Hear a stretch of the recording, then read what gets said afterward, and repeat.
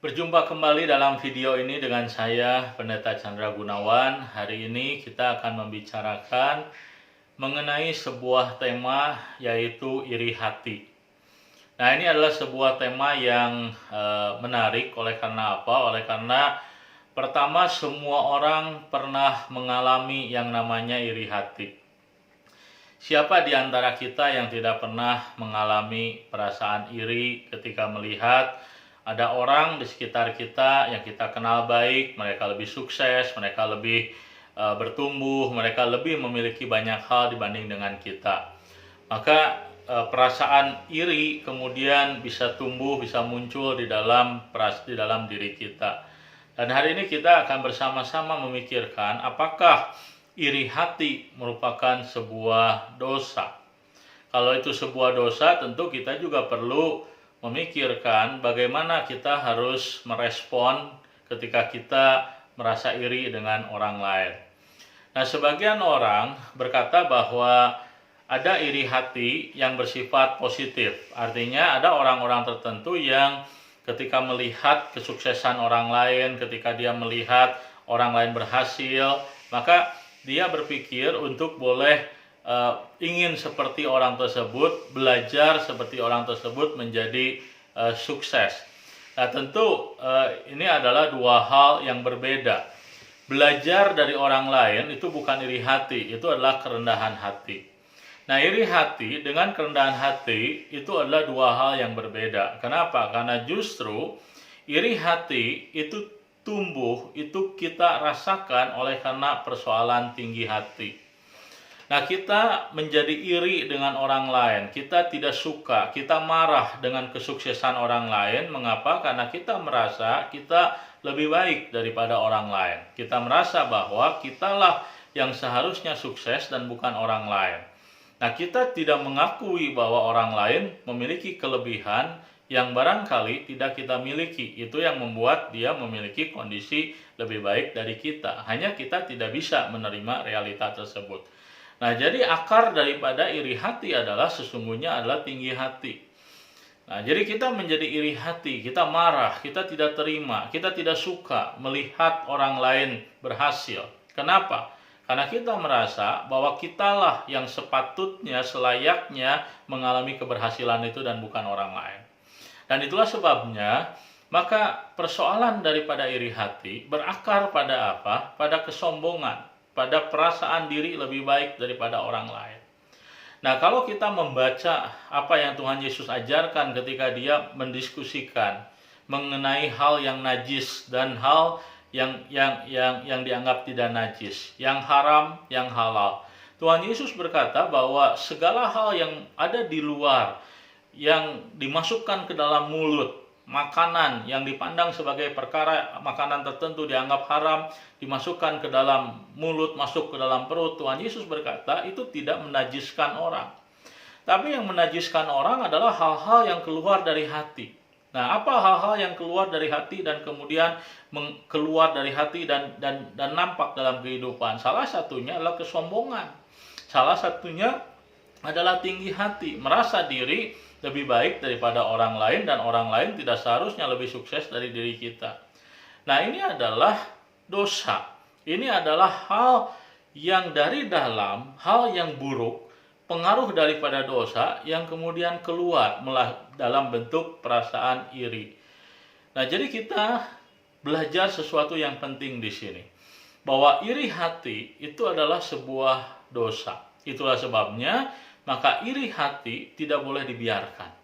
Nah, kita tahu dalam peristiwa Kain dan Habel, apa yang terjadi ketika Kain dia mulai iri hati melihat adiknya Habel persembahannya diterima oleh Tuhan dan dia tidak. Kain membiarkan iri hati di dalam dirinya. Lalu apa yang terjadi? Iri hati kemudian berubah menjadi kebencian. Dan ketika manusia mulai dikuasai oleh kebencian, maka orang tersebut akan seperti Kain. Dia bisa melakukan pembunuhan. Nah, pembunuhan tentu tidak harus selalu pembunuhan yang bersifat fisik. Kita bisa juga melakukan pembunuhan karakter terhadap orang lain. Dan itulah sebabnya maka iri hati bukanlah sesuatu yang boleh kita abaikan. Iri hati bukanlah sesuatu yang kita boleh anggap sepele. Maka apa yang harus kita lakukan? Belajarlah dari Kain dalam kejatuhannya. Setiap kali kita iri hati, kita pasti diingatkan oleh Tuhan.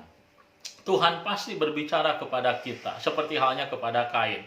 Tuhan berkata kepada Kain, "Mengapa hatimu muram? Mengapa mukamu panas? Mengapa hatimu tidak senang melihat adikmu berhasil?" Dan hal yang sama terjadi dalam kehidupan kita. Setiap kali iri hati ada dalam diri kita, Tuhan berbicara kepada kita. Seharusnya ketika Tuhan berbicara kepada kita bahwa kita mulai merasa iri hati dengan orang lain, matikan perasaan itu. Karena iri hati yang tidak dimatikan akan bertumbuh menjadi kebencian. Dan yang kedua, apa yang harus kita lakukan ketika kita mulai merasa iri dengan orang lain? Belajarlah dari pengalaman Yohanes ketika dia satu kali menjelang Yesus kembali ke sorga. Yesus berpesan kepada Petrus. Yesus berbicara mengenai bagaimana Tuhan akan bekerja dalam diri Petrus, tapi kemudian Petrus akan mengalami jalan kematian yang tidak mudah. Dan Yohanes bertanya, bagaimana dengan dirinya? Nah, seolah-olah Yohanes pun ingin tahu kalau Petrus dipakai sedemikian rupa, bagaimana dengan dirinya.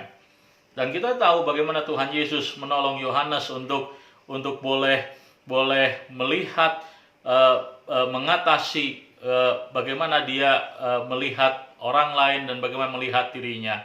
Tuhan Yesus berkata apa kepada Yohanes? Kurang lebih Tuhan Yesus berkata bahwa itu urusan Petrus adalah urusan Petrus adalah urusan Tuhan. Sedangkan Yohanes yang paling penting adalah dia ikut Yesus. Yang Yohanes perlu tahu adalah bagaimana Tuhan punya rencana tersendiri dalam kehidupan Yohanes.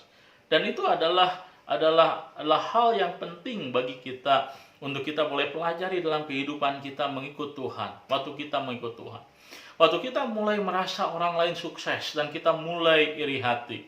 Nah, maka itu karena mata kita tujukan kepada orang lain. Seharusnya mata kita tujukan kepada Tuhan.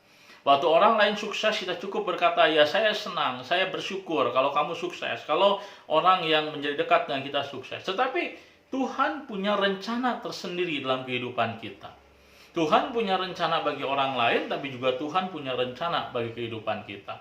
Fokuslah dengan apa yang menjadi rencana Tuhan dalam kehidupan kita. Tidak perlu melihat perjalanan hidup orang lain. Orang lain sukses, orang lain bisa berhasil, tapi Tuhan tentu punya cara jalan sendiri bagi orang lain dalam memproses hidup dia. Dan Tuhan juga punya jalan cara yang berbeda di dalam memproses kehidupan kita. Kita tidak perlu menjadi seperti orang lain. Kita unik di hadapan Tuhan. Itulah sebabnya, maka setiap kali kita mulai merasa iri hati, kita perlu mematikan rasa iri hati itu. Dan ketika kita mulai iri hati dengan orang lain, arahkan mata kita kepada Tuhan dan mulai pikirkan apa yang menjadi rencana Tuhan dalam kehidupan kita. Apa yang menjadi kehendak Tuhan dalam kehidupan kita. Orang lain punya urusan sendiri dengan Tuhan, tapi kita memiliki panggilan yang unik dari Tuhan. Fokus kepada panggilan kita, maka kita tidak akan iri dengan orang lain. Kiranya pembelajaran kita hari ini mengenai iri hati boleh menjadi berkat bagi kita, dan kita belajar dalam mengikut Tuhan, percaya bahwa Tuhan selalu mengerjakan yang terbaik bagi orang lain, bagi kita, bagi setiap umat Tuhan. Tuhan memberkati.